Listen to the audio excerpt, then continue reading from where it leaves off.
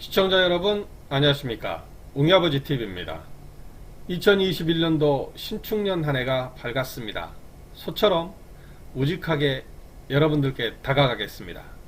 새해 복 많이 받으세요.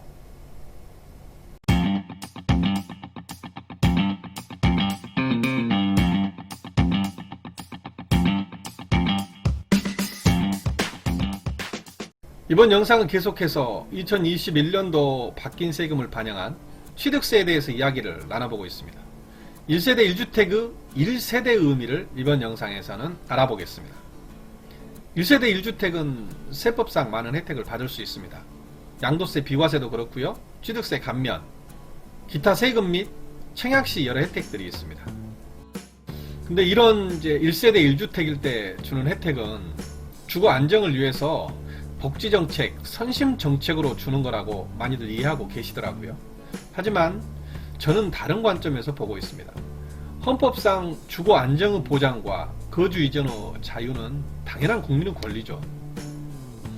현재 주택을 팔고 유사한 주거 환경의 다른 주택으로 이사 가려고 했을 때 세금 때문에 세금이 방해를 해서 이사를 갈 수 없다면 이는 실질적으로 거주 이전의 자유를 제약하는 거라고 생각합니다.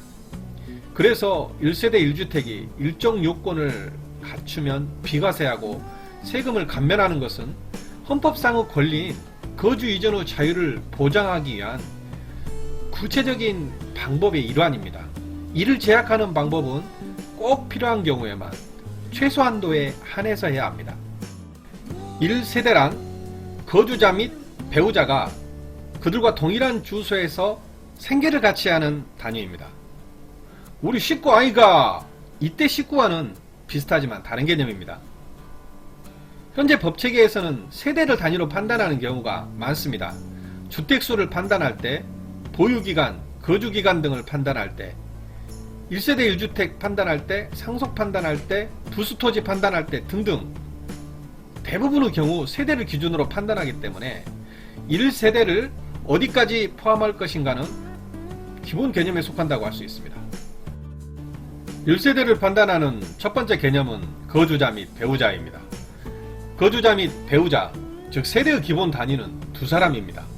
따라서 배우자 없는 1인 단독 세대는 인정되지 않는 것이 원칙이라 배우자나 미혼인 30세 미만 자녀가 주민등록상 세대 분리를 해도 거주자의 세대로 봅니다.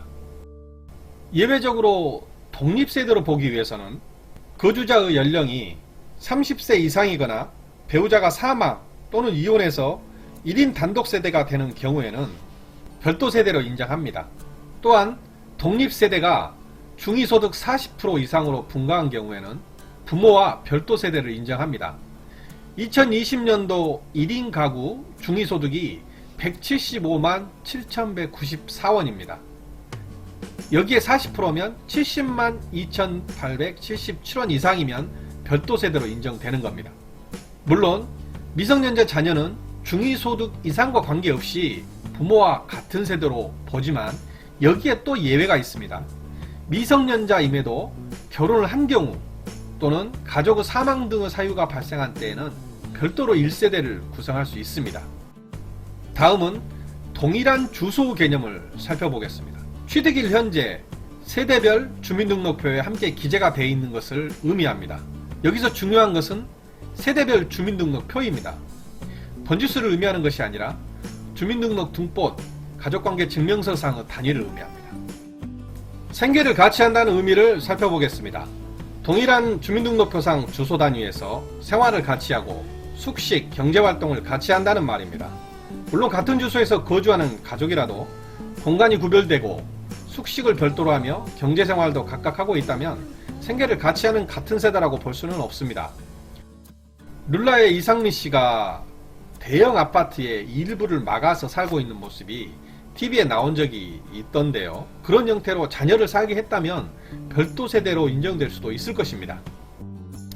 반대로 별도 세대를 구성하고 있더라도 사실상 생계를 같이 하고 있다면 동일 세대로 봅니다. 또한 자녀가 65세 이상 직계 전속, 배우자의 직계 전속을 동거 봉양하기 위해 세대를 합친 경우에는 각각 독립세대로 봅니다. 사실혼 및 위장 이혼의 경우를 살펴보겠습니다.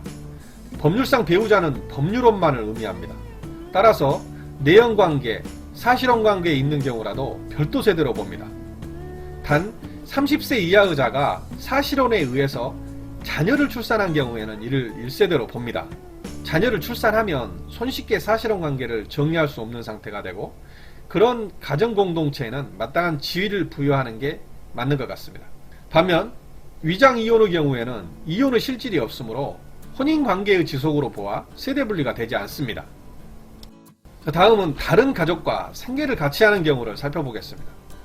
직계 비속이 별도 세대를 구성하고 있는 다른 가족과 동일 세대를 구성하는 경우에는 일시적 퇴거 사이에 해당되면 거주자의 세대를 보고 일시적 퇴거 사이에 해당되지 않으면 생계를 달리하는 다른 가족의 세대로 봅니다. 여기서 일시적 퇴거 사유란 세대원 중에 취약이나 질병의 요양, 근무상 또는 사업상 형편으로 본래의 주소 또는 거소를 일시 퇴거한 자는 가족에 포함하고 별도 1세대로 보지 않습니다. 세대 분리 요건에 해당하는 직계 비속이 해외 유학 중인 경우에는 일시적 퇴거 사유로 보지 않습니다. 직계 비속이 사병으로 복무 중인 경우는 일시적 퇴거자로 봅니다.